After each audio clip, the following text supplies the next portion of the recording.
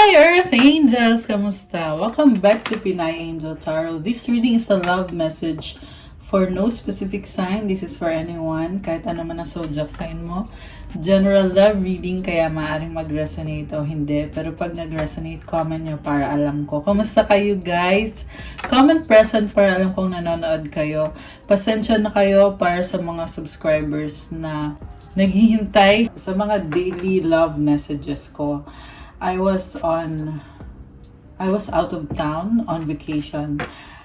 But I'm glad na ito, we are back for the love message para sa inyo. Ito, nakapag-ready na ako ng mga cards. By the way, I hope okay naman kayong lahat dyan.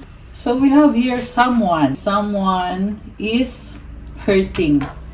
Nasasaktan siya.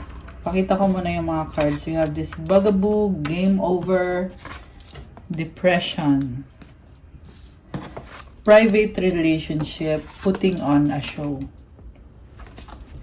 So, itong person na to, attracted siya sa'yo, physically, and on the soul level as well. Kaso lang, nagkaroon ng breakup, game over. Ramdam mo na pinaglaruan ka niya at yung pag-end ng relationship nyo ay biglaan. Hindi niya in-expect. And pinaglaruan ka. Pero ito ngayon, nadidepress. Kasi nga, hindi niya in-expect yung breakup. This is someone who had another relationship. Merong third-party situation, which is toxic. Ang daming negative energies na nakikita ko dito, connected sa taong kadil ng person mo. Putting on a show, this is someone who likes attention. And again, pinapakita sa akin dito yung yung hindi magandang connection with other people.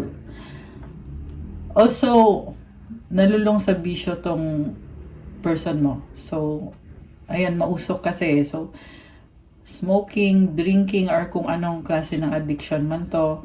May nakita din ako addiction to,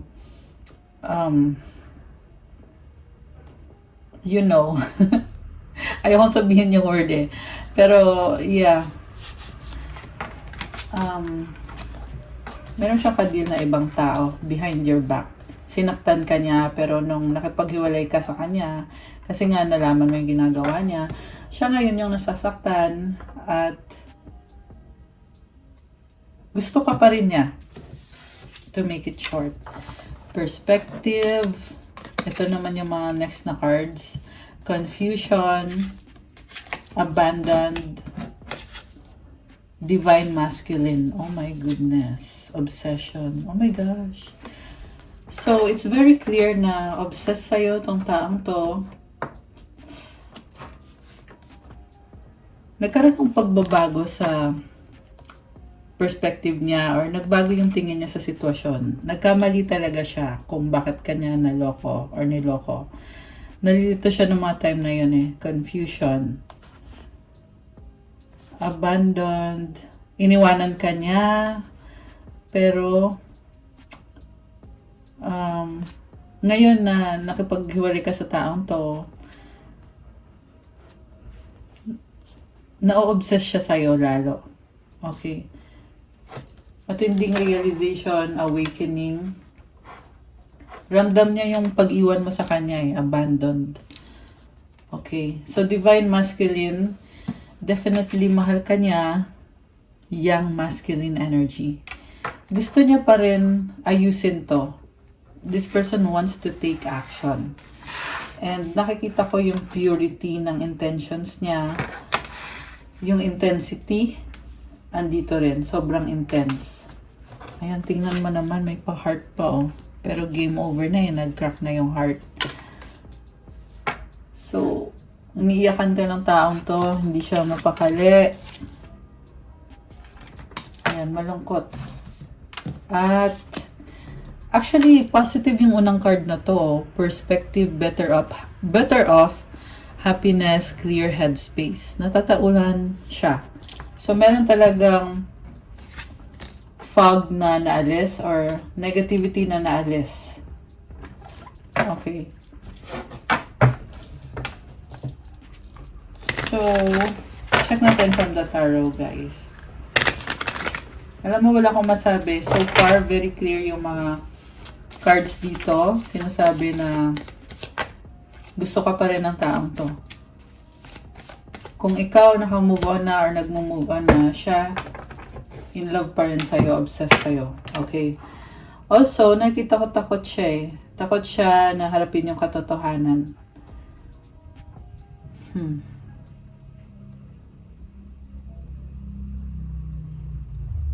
Gusto niya mag-commit sa'yo. I'm hearing the word allegiance. Pag gusto niya mag-pledge ng allegiance sa'yo, ayun, merong US flag, diba? And then, nagulat siya eh. Confused siya sa breakup na nangyari. Hindi niya in-expect. Depression. Nadidepress kasi nga iniwanan mo. Gusto niyang ingatan at alagaan yung relationship niyo. Gusto niyang maging in control. Or gusto niya, what I mean is, gusto niya na siya yung nasusunod sa inyong dalawa. Okay. Putting on a show, obsession. Sinustok ka nitong taong to at na-obsess siya. Infatuation, adoration, addiction. Grabe yung physical attraction. Parang di ka niya matiis. Okay, hinahanap-hanap ka niya. So, check natin from the tarot. We have Page of Wands, Seven of Wands, the Hermit, the Knight of Pentacles, and the Karma card. Okay, oh my gosh. And then, Seven of Swords. Umiiwas siya sa'yo. So, no contact situation. Pero may gusto siyang sabihin. Yung nga lang, pinag-aaralan niya kung paano niya sasabihin yan. Hindi niya masabi sa'yo. Defensive siya eh. Parang ramdam niya dito na siya yung nasisisi. This is the kind of person also na hindi niya maamin yung kasalanan niya, yung mga nagawa niya. Yun yung mahirap kasi ego is, andito yung ego niya eh, umiiral. And that is the reason kung bakit hindi niya maamin sa'yo, yung mga pagkakamali niya, kung bakit hindi niya makuhang makipag-usap sa'yo. Kaya no contact situation yung nakita natin dito. Kung meron mang communication sa inyo, ay talagang hindi pa niya masabi sa ngayon kung ano yung totoong nangyari, kung ano yung totoong nararamdaman niya.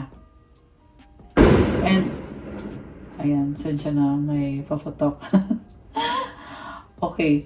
Also guys, feel ko dito, merong something spiritual sa connection ninyo. Mukhang nagpe-pray yung person mo na sana balang araw magkaayos kayo. Okay. And then, sobra siyang nahihirapan kasi feel niya mag-isa na lang siya. Kita mo merong snow oh. So, ganun yung pakiramdam niya na nasa lamig siya or nanlamig ka sa kanya. Meron siyang star, still hoping and wishing na makuha niya yung pangarap niya or yung gusto niya mangyari sa connection na to. Pero may problem about distance and responsibility, very practical energy. And sa dulo, karma. So, it's a realization na hindi niya kaya nang wala ka. May nakita kong third party situation. Ayan, may 3 tao dito.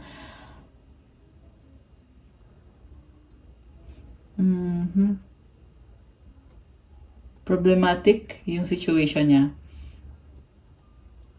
Merong moon eh. So, yeah, I feel like nalilito siya kung anong unang gagawin niya.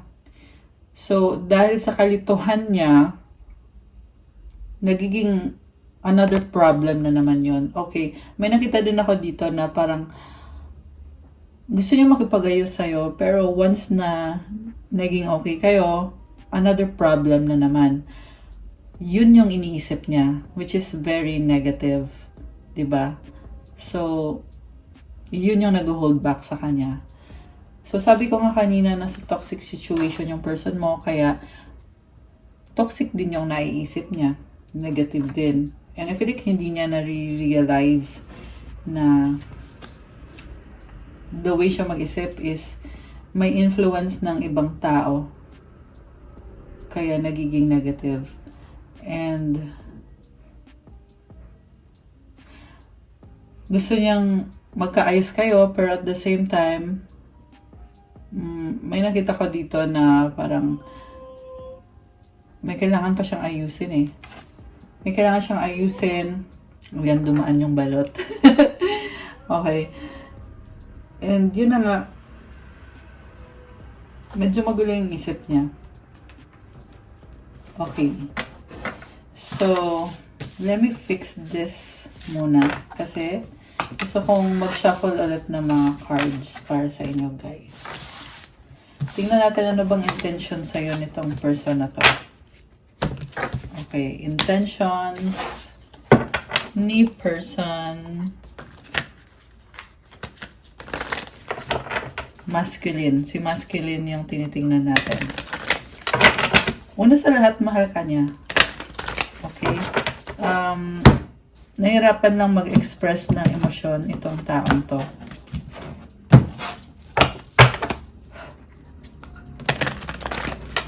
Anong intention ni Divine Masculine? Tingnan natin. Anong intention niya sa'yo this time? Okay. Six of Swords, King of Wands, Ten of Cups, the Shadow Side, Ten of Swords, Page of Swords, Ace of Pentacles, Queen of Swords, Page of Wands, the Three of Swords, Nine of Swords at the bottom of the deck. Una sa lahat, still attracted siya sa'yo. Feeling niya hanging siya. Nawala ka na lang daw bigla. Iniwanan mo na lang siyang bigla. Kaya, feeling cold. Feeling na may kulang sa buhay niya. At, parang gusto niyang lumipad para makita ka. Ganong level. Malakas ang air sign, Gemini, Libra, Aquarius, although this can be any sign. Malakas ang fire sign, Aries, Leo, Sagittarius. Merong energy ng Capricorn, Earth sign, Capricorn, Taurus, Virgo. Actually, lahat naman may konting water sign. Cancer, Pisces, Scorpio. Yung pinakamalakas so far is yung air signs, Gemini, Libra, Aquarius. Oh, by the way, it's Capricorn season. 12/21 and 222 angel numbers. Oh my gosh, grabe. Sunod-sunod bigla yung angel numbers. Okay, so anyway, I was saying na it's Capricorn season right now. Kaya gusto kong mag-greet sa inyo ng happy birthday kung kayo ay Capricorn. Happy birthday sa inyo at i-comment nyo kung kailan ang birthday nyo. Ayan, and happy new year na din nga pala sa lahat. If ever hindi nyo pa narinig yung greetings ko ng mga nakaraang araw. Okay, so back to your person. Five of Swords. Gusto niyang baguhin eh. Itong pagiging stuck niya sa'yo. So, gusto niya maging unstuck. The World, the Two of Wands, Page of Pentacles. Di ka talaga maalis sa isip niya, girl. And this is someone na really hoping na magkaayos kayo at nahihiya din siya sa'yo at inobserbahan ka niya, sinustok ka. Wow. Marami siyang natutunan. The world is about ending of a cycle. Malaking lesson sa kanya. Ito lahat ng nangyayaring to. Ngayon, very practical siya eh. So, inaayos niya yung sarili niya at ginagawa niya yon, or at least tinatry niya ayusin yung sarili niya para sa'yo or para sa inyong dalawa, sa connection ninyo. Ibig sabihin, hindi pa siya nakaka-move on at kaya nga siya lumabas dito sa reading natin. Kasi hindi pa siya naka-move on at gusto niya magkaayos kayo. Yun talaga yung pinaka-gusto niya mangyari. Focus niya ngayon is Six of Swords, moving towards calmer waters. What crosses is, ito nasabi ko na nga pala yung cards, no? So, explain ko na lang sa inyo, guys.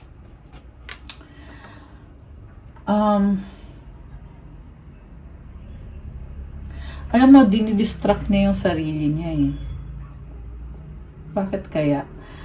Gusto niyang baguhin, pero hindi niya makuhang harapin ka. Bakit kaya?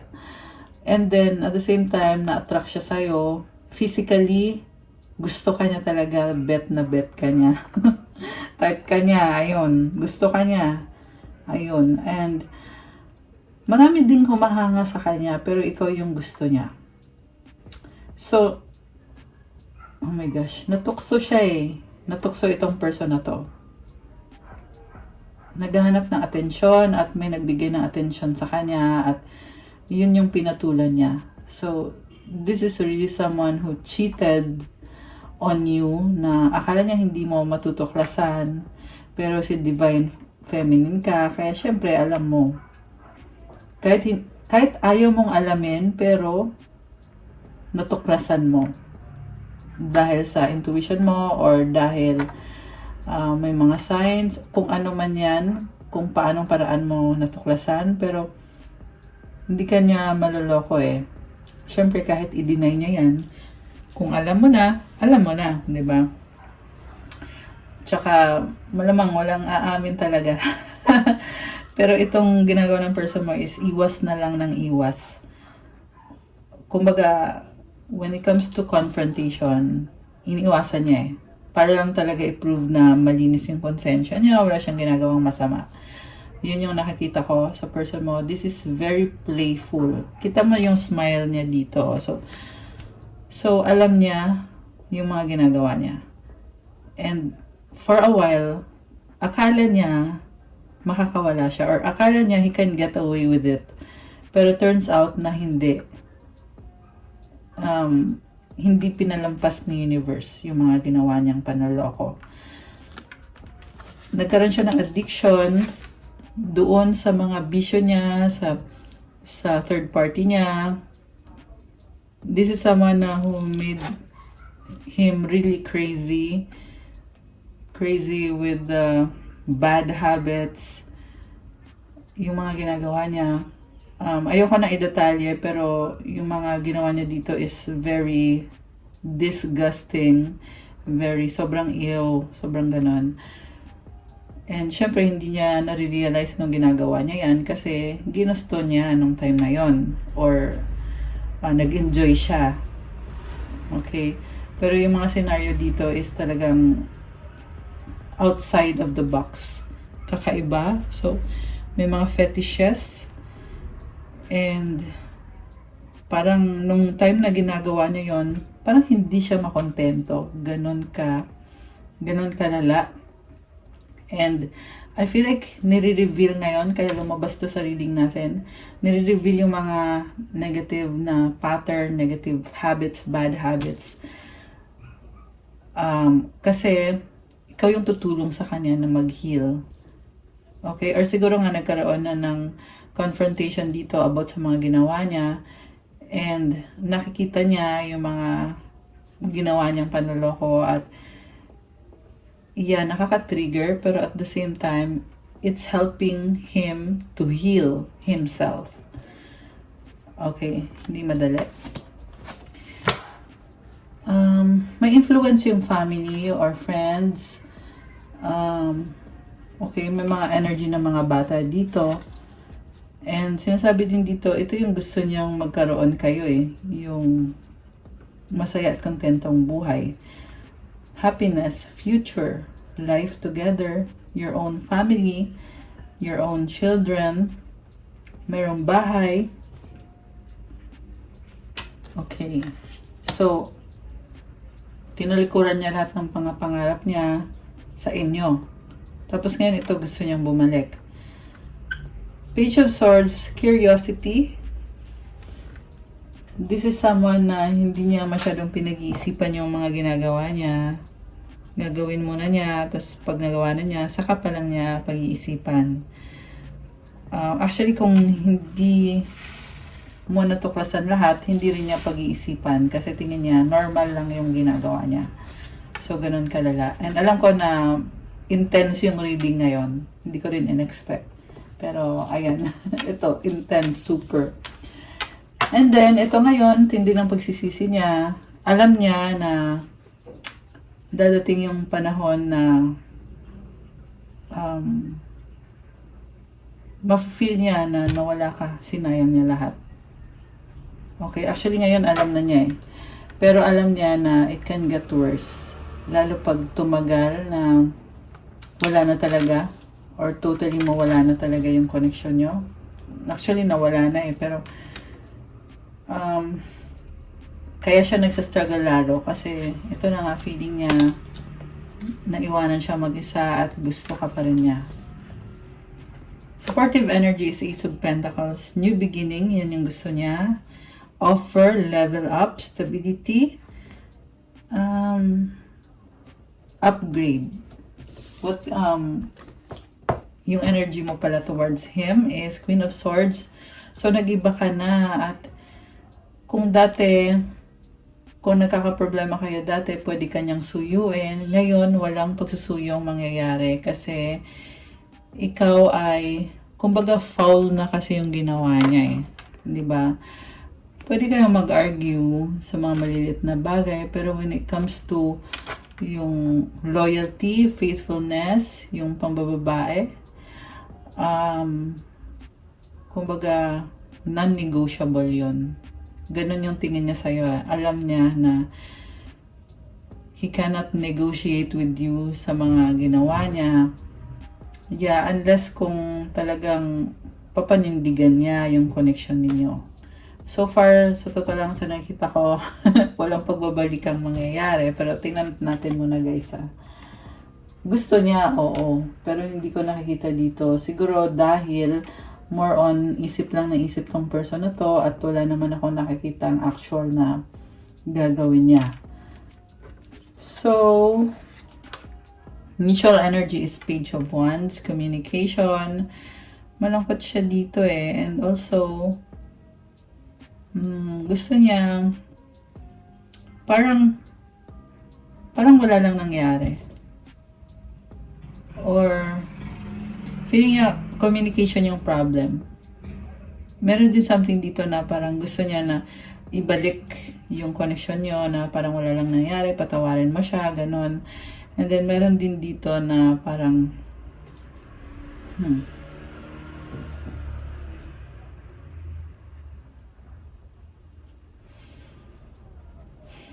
okay, hindi ko ma-explain. Pero yeah, ang dami kasing mensahe nitong card na to guys Ang daming senaryo na nagpa-pop up. Sunod-sunod, ang bilis din Kaya ang bilis din nawawala. So, yeah, itong person mo, malungkot siya at feeling niya, hindi niya nasabi yung kailangan niyang sabihin. Nawala ka na lang bigla. Ayun, bumalik. Kanina kasi nawala yung message, tas ngayon ito bumabalik. Na parang ang bilis mo daw nawala sa kanya. Parang hindi mo siya binigyan ng opportunity magpaliwanag or sabihin yung gusto niyang sabihin. Okay? Pero sa totoo lang, may opportunity naman siya Feeling lang niya yon. Kasi nililimitahan niya yung sarili niya. Yeah. Outcome is the Three of Swords. Kaya ko sinabing walang pagbabalikan, ito yung outcome din Third party situation. The thing about this person is takot na takot siya na mawala ka na ng tuluyan. At mukhang meron siya nakikita sa'yo na may bagong person ka, may iba kang dinidate na ngayon, or hindi mo na siya pinapansin, kaya ramdam niya yung pagbabago. Sobra siya nasasaktan. The thought na may iba ka na, may bago ka na. Yung iba sa inyo, wala pa. Pero, dadating din naman yung new person. Yung iba naman sa inyo ay meron na nga. Meron na nga at yun yung kinakagalit ng person na to. Kita mo yung sunflower na lanta. Parang naano siya nasaktan talaga siya. Or nasasaktan ngayon.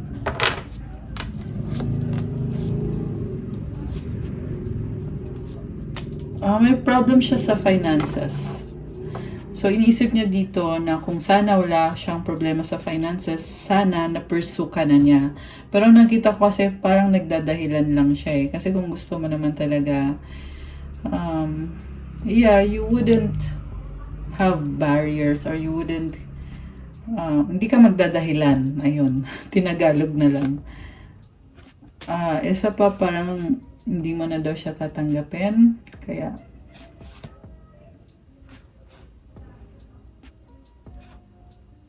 okay, breadwinner. Breadwinner itong person na to.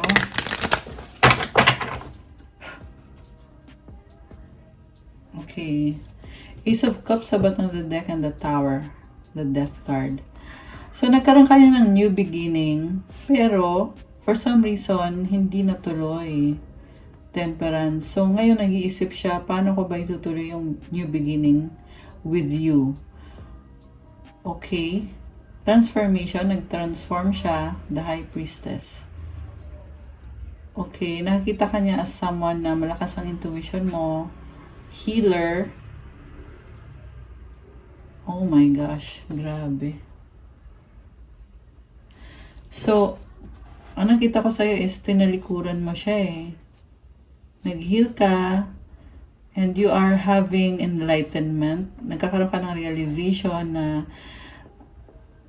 nasaktan ka niya talaga kasi naniwala ka eh na maayos yung relationship nyo. Tapos, ito ngayon naglabasan yung katotohanan na niloloko ka niya. And then,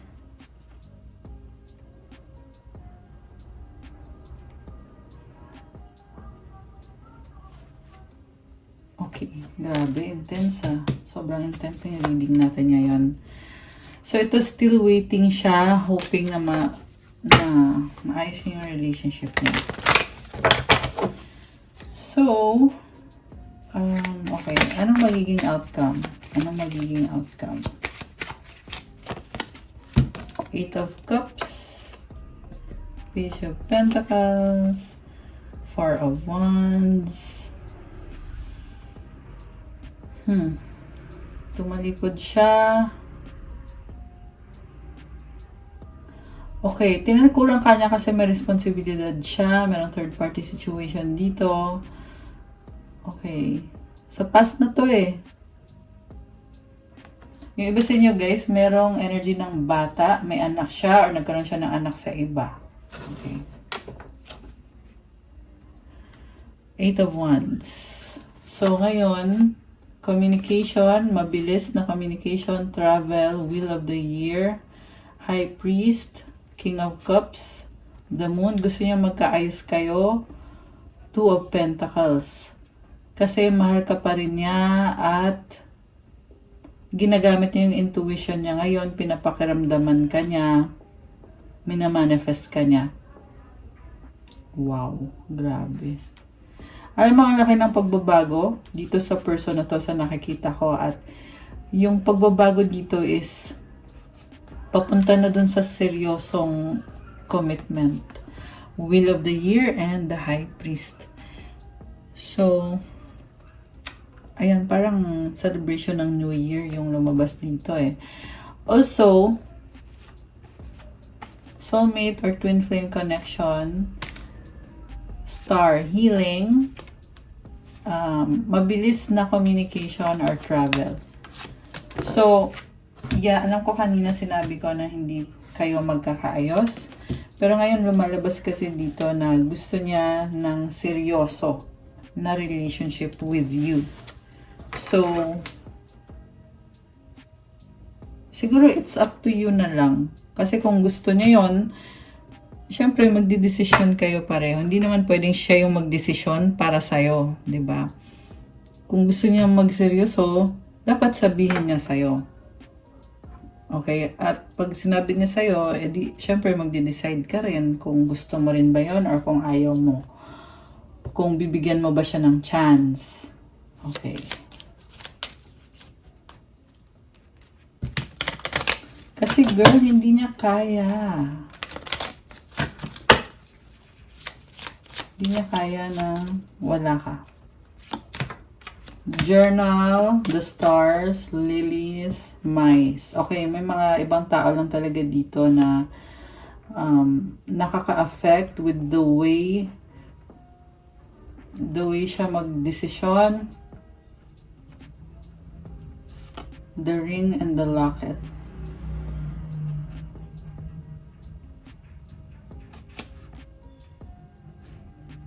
Okay, so gusto niyo mag-comment sa'yo.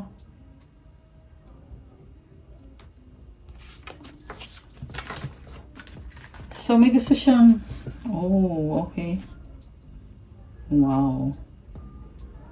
Alam mo, nakita ko dito, mayroon siyang intuitive download about you at lalo siyang na-attract sa'yo, lalo siyang na-in-love sa'yo.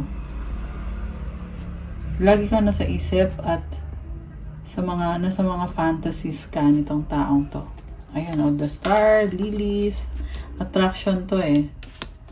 Ayan, itong journal naman, ito yung mga downloads, ayan, intuitive downloads, mga realization na para kang dream come true, para kang ikaw yung pinapangarap nitong taong to. Parang feeling niya nagkatotoo yung mga minamanifest niya. Okay. Love energies. Tingnan natin. Grabe. Intense ng reading ngayon. Sobra. No, grabe. Comment kayo guys kung nag-resonate ba kayo. Right path. Oh my gosh. Hideaway. Meron siyang tatalikuran. Oh my goodness. Romance. Wow. So, ito yung gusto niya mangyari. Meron siyang tatalikuran na sitwasyon, tao, bagay, lugar, hayop. May hayop pa talaga. Yeah, baka kasi toxic nga kasi yung kadil niya. So, kaya nagkaroon ng hayop. Sorry naman. Yan yung narinig kong sinasabi ko lang, kailangan kong sabihin. Yeah, kasi meron talagang naging sobrang rude sa kanya.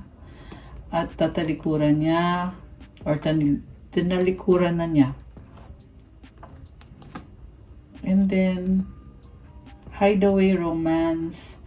So, yeah, gusto niyang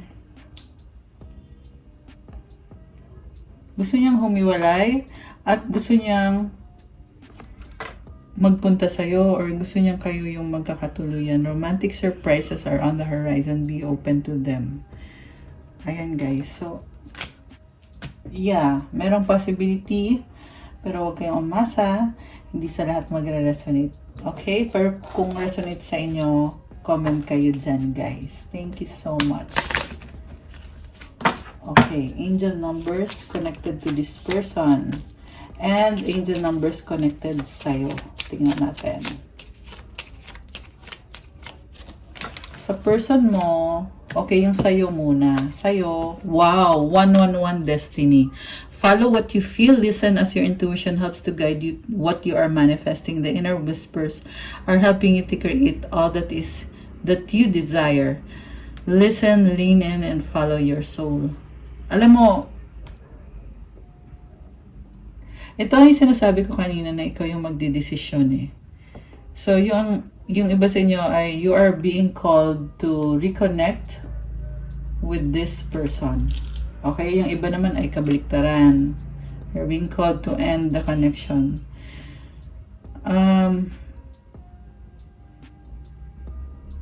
Tinutulungan ka ng mga angels mo na mangyari yung minamanifest mo, yung buhay na gusto mo, yung destiny mo, yung pinaka-wish ng puso mo.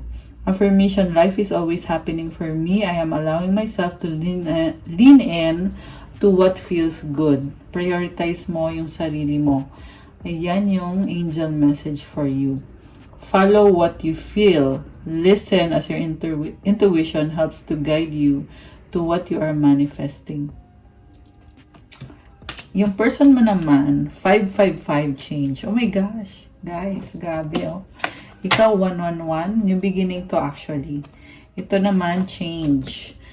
Change happens outside your comfort zone. The time for change is now. The angels are whispering for you to trust your path and to learn how to walk it. Take the next step. Allow change to lift you up and guide you forward.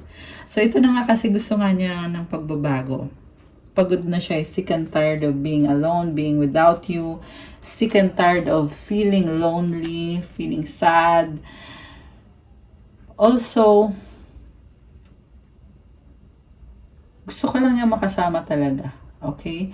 Affirmation, I release all that no longer serves me as I am guided to move outside of my comfort zone and let change in. So, yeah, for those of you who resonate, comment, claim, change. I-claim nyo na tong change na to. And also, I release all that no longer serves me. Ayan yung i-comment nyo for releasing. So, pwede nyo yung i-comment para sa person nyo or para sa sarili mo. Comment, I release all that no longer serves me. And then, comment, claim destiny. Comment, life is always happening for me. Comment, my intuition guides me to what I am manifesting. Grabe. Makukuha mo yung manifestation mo. Pakinggan mo din kung ano yung nararamdaman mo, kung ano yung sinasabi ng mga guides mo. Okay. Mga mensahe galing sa person mo. Uy, I miss you. Ayan, nag-flip agad yung card eh.